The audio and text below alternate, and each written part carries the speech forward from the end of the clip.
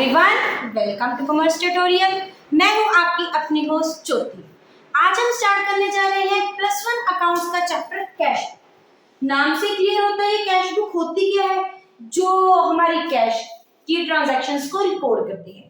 Cash transaction कोई भी हो, चाहे कैश सेल्स हो, परचेज हो, रिसीप्ट्स हो या पेमेंट हो, इसमें कैश से लेकर के अदरवाइज जितनी भी क्रेडिट की उधार की ट्रांजैक्शन को हम रिकॉर्ड नहीं करते और इनको स्पेशल पर्पस बुक्स भी बोला जाता है। इसका रीजन क्या है, इसको बनाने की जरूरत क्यों पड़ती है। अब हम during the month number of क्या करते हैं, ट्रांजैक्शंस करते हैं। कुछ ट्रांजैक्शन हमारी कैश बेसिस पे होती है, कुछ ट्रांजैक्शन हमारी किस बेसिस पे होती है, क्रेडिट बेसिस पे होती है। अब जो क्रेडिट बेसिस पे होती है उनका तो पेमेंट हमें ऑन द स्पॉट नहीं मिलती, सिर्फ कैश बेसिस के रिलेटेड ही ट्रांजैक्शन से हमें जो पेमेंट होती है ऑन द स्पॉट क्या होती है, मिल जाती है। और जो हमने फर्दर पेमेंट्स करनी होती है, जैसे अपने एम्प्लॉयज को पेमेंट करनी होती है, रेंट की पेमेंट करनी होती है, सैलरी की पेमेंट करनी होती है, ये सारी किस फॉर्म में होती है, कैश फॉर्म में। और ये क्या होती है, पर मंथ होती है। अगर हमारे पास कैश अवेलेबल होगा तभी हम इसकी पेमेंट करेंगे। तो ये देखने के लिए हमारे पास हमारी कैश पोजीशन, सोल्वेंसी पोजीशन कितनी साउंड है, उसके लिए हम कौन सी बुक बनाते हैं, कैश बुक बनाते हैं। हमें हमारे पास कैश की वायबिलिटी है कि नहीं है कि हम पेमेंट्स वगैरह कर सके कि ना कर सके, तो इसी पर्पस के लिए क्या बोलता है, कैश बुक बनाई जाती है। और इस बुक को हम बुक्स ऑफ ओरिजिनल एंट्री के नाम से भी क्या करते हैं, जानते हैं, और या फिर बुक ऑफ प्राइम एंट्री के नाम से भी जानते हैं, क्योंकि जर्नल के बाद जो हमारी फर्स्ट बुक बनती है वो कौन सी होती है, कैश बुक होती है। अब ये जो कैश होती है, बुक होती है, ये फर्दर क्या होती है, 3 टाइप्स की होती है। एक होती है सिंपल कैश बुक, और जिसको हम बोलते हैं single column cash book. Second कौन सी होती है, डबल कॉलम कैश बुक, और जो थर्ड होती है उसको हम क्या बोलते हैं, पैटी कैश बुक। आज हम डिस्कस करेंगे सिंपल और सिंगल कॉलम कैश बुक। नाम से यहाँ पे क्या यूज हो रहा है, सिंगल कॉलम। वो कैश बुक जिसमें हम सिर्फ एक ही कॉलम बनाते हैं, वो कॉलम किसका होता है, हमारा कैश बुक का, उसको क्या बोला जाता है, सिंपल या सिंगल कॉलम कैश बुक।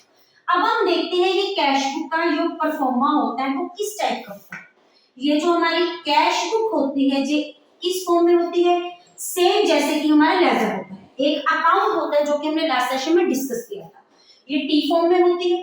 इसकी 2 साइड्स होती है, एक होती है डेबिट साइड जिसको डीआर के साथ, और क्रेडिट साइड जिसको सीआर के साथ हम डिनोट करते हैं। और उसके बाद और जो ये बुक होती है, और इसमें क्या होता है, हमारे जो कॉलम होते हैं, सबसे पहला कॉलम क्या होता है हमारा डेट का, जिसमें हम क्या लाइबर करते हैं, डेट की कितनी डेट की ट्रांजैक्शन, इसमें जो भी हम ट्रांजैक्शन रिकॉर्ड करते हैं वो क्रोनोलॉजिकल मैनर में रिकॉर्ड हो जाती है। उसके बाद क्या आता है हमारा पर्टिकुलर्स। पर्टिकुलर्स में जो भी हमारी ट्रांजैक्शन होती है जिनके साथ हम रिकॉर्डिंग करते रहते हैं।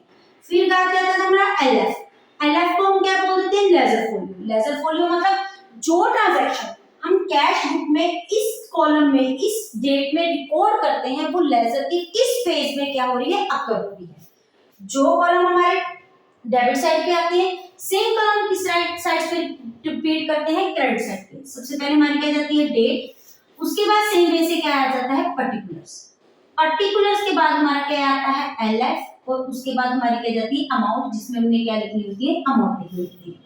और जो इसकी डेबिट साइड की डिनोशन होती है उसको किसके साथ डिनोट करते हैं, हम इनफ्लोज के साथ। और जो क्रेडिट साइड की डिनोशन होती है उसको हम किसके साथ डिनोट करते हैं, आउटफ्लोज के साथ। इनफ्लोज का मतलब जब हमारे पास पैसा आ रहा है, और इट मींस हमारा जब कैश का बैलेंस इंक्रीज हो रहा है तो उसको किस साइड हम रिकॉर्ड करेंगे, डेबिट साइड। जब हमारी तरफ से पैसा जा रहा है, आउटफ्लो का मतलब होता है पैसे का बाहर जाना, इनफ्लो का मतलब होता है पैसे का हमारी तरफ आना। तो इसको हम किस साइड नोट करते हैं, क्रेडिट साइड। और इसके कारण हमारा कैश का बैलेंस क्या होता है, कम होता है। वैसे भी जो हमारी कैश बुक होती है, जो कैश अकाउंट होता है, ये हमारा कौन सा होता है, रियल अकाउंट होता है। और रियल अकाउंट का हमारा फॉर्मूला क्या होता है, डेबिट व्हाट कम्स इन। अगर कैश आ रहा है तो उसको किसकी साइड नोट करते हैं हम, कैश डेबिट साइड। और क्रेडिट व्हाट गोज आउट, जब हमारी तरफ कैश जा रहा है तो उसकी डिनोशन किसकी साइड होती है, क्रेडिट साइड। बहुत इजी है, पैसा इनफ्लोस हो रही है तो डेबिट साइड रिकॉर्ड कर देना है, अगर आउटफ्लोस हो रही है तो क्रेडिट साइड। उसके बाद डेबिट साइड में जो भी ट्रांजैक्शन रिकॉर्ड करनी है उसको हमने किसके साथ नोट करनी है, टू के साथ। जो ट्रांजैक्शन हमने क्रेडिट साइड पर नोट करनी है वो किसके साथ डिनोट करनी है, बाय के साथ। अब हम इसके साथ रिलेटेड एक छोटा सा क्वेश्चन देखते हैं।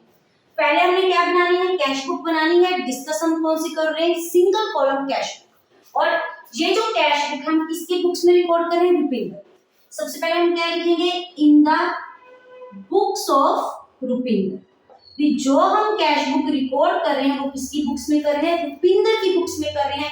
और कैश बुक हम कौन सी बना रहे हैं, सिंगल कॉलम कैश बुक, इसका नाम लिख दिया। अब उसके बाद हम सबसे पहले लिखते हैं ईयर। इस क्वेश्चन में हमारे पास ईयर गिवन नहीं है तो हम लिखते हैं सपोज करो हमारा ईयर कौन सा है, 2025। और उसके बाद हम क्या लिखते हैं, मंथ। और हमारा मंथ कौन सा चल रहा है, सपोज कर लो मई। इधर भी साइड आ गई मई, इधर भी साइड। अब हमें दोबारा ईयर और मंथ को रेपिटेशन करने की जरूरत नहीं है। सबसे पहले है क्या है, स्टार्टेड बिजनेस विद कैश। सोचना किसके पॉइंट ऑफ व्यू से है, बिजनेस के पॉइंट ऑफ व्यू से। बिजनेस में पैसा जा रहा है, मतलब क्या हो रही है, इनफ्लोस हो रही है, बिजनेस में पैसा आ रहा है। तो फर्स्ट ऑफ मई की एंट्री क्या हो जाएगी, टू कैपिटल। किसकी वजह, जब भी हम बिजनेस स्टार्ट करते हैं कैश की हेल्प से तो क्या होता है, वो हमारी कैपिटल होती है। अमाउंट हमारी कितनी होगी, 2 लाख। लेजर फोलियो हमारे पर्पस के लिए नहीं है। उसके बाद आ गया परचेज फर्नीचर। जब फर्नीचर हमने परचेज किया तो कैश हमारे बिजनेस में से बाहर चल गया, तो ये क्या होगी, हमारी कैश की आउटफ्लो होगी। बाय फर्नीचर हमारे पास अमाउंट कितनी गिवन है, 50,000। उसके बाद नेक्स्ट एंट्री हमारी कौन सी है, थर्ड, परचेज्ड गुड्स। हमने गुड्स क्या करनी है, परचेज करनी है। फिर जब हमने गुड्स को खरीदा है तो पैसा क्या चला गया, बाहर चला गया। तो कौन सी डेट की एंट्री है हमारे पास, 3 बाय परचेजेस। कैश है, कैश को हम किस पर्पस के लिए यूज कर रहे हैं उसका नाम हमने यहाँ पे क्या कर देना है, डिनोट कर देना है। अमाउंट हमारे पास कितनी है, 30,000। उसके बाद हमारी कौन सी डेट की एंट्री है, 5। ये हमारे क्या है, पेड फ्रेट। फ्रेट को हमने पेमेंट की, जब हम पेमेंट करते हैं तो पैसा हमारी तरफ से जाता है, तो क्या आ जाएगा हमारे पास, बाय फ्रेट। तो अमाउंट हमारे पास कितनी की बना है, 500। नेक्स्ट एंट्री हमारी क्या है, सोल्ड गुड्स। अब हमने गुड्स को क्या कर दिया, बेच। जब हमने गुड्स को सेल किया तो हमारे पास क्या था, पैसा आ गया, मतलब कैश की हमारे पास क्या होगी, आउट इनफ्लो होगी।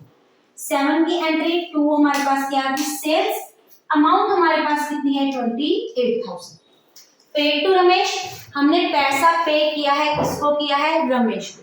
पैसा रमेश के पास चला, कैश हमारी पॉकेट में से बाहर निकल गया, तो 8 की एंट्री हमारे पास क्या आ जाएगी, बाय रमेश। अमाउंट हमारे पास कितनी है, 20,000। बस एक वही है, सोल्ड गुड्स, गुड्स सेल की, हमारे पास पैसा आ गया। 10 की एंट्री क्या हो जाएगी, 2 सेल्स। अमाउंट हमारे पास कितनी है, 10,000। फिर उसके बाद है पेड वेजेस, वेजेस पेमेंट की, नेचुरली पैसा बाहर चला गया। 11 की एंट्री बाय वेजेस, हमारे पास अमाउंट कितनी गिवन है, 10,000 फिर से। उसके बाद है परचेज गुड्स फ्रॉम राज, हमने राज से गुड्स खरीदी।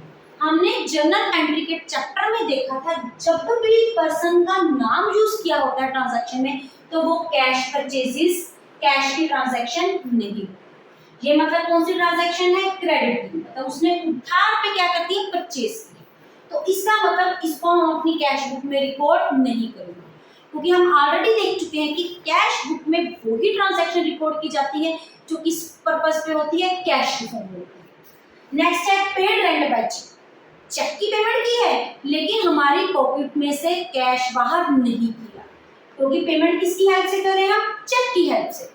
जब भी चेक की हेल्प से पेमेंट की जाती है तो उसकी डिनोशन किसके साथ होती है, बैंक के साथ होती है, तो कैश इसमें इन्वॉल्व नहीं है, तो इसको भी हम रिकॉर्ड नहीं करेंगे।